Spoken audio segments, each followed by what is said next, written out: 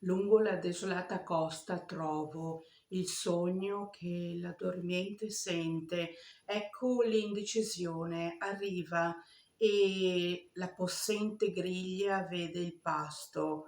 Pollo e maiale nelle brace, ci troviamo dentro la Pasquetta che ogni anno interpreta la consumata prepotenza. Dopo il sorgere del sole, il pomeriggio investe di speranza. Il principe è come il reale auspicio di fortunata sorte.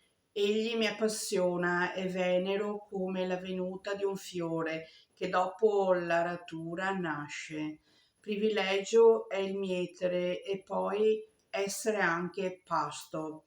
Il pane sul tavolo è disciolto in vino, biscotto per cena, non c'è, è l'alba di un giorno migliore. Barcolla la sentenza, cade il cestino, prendo la barca, prendo la barca.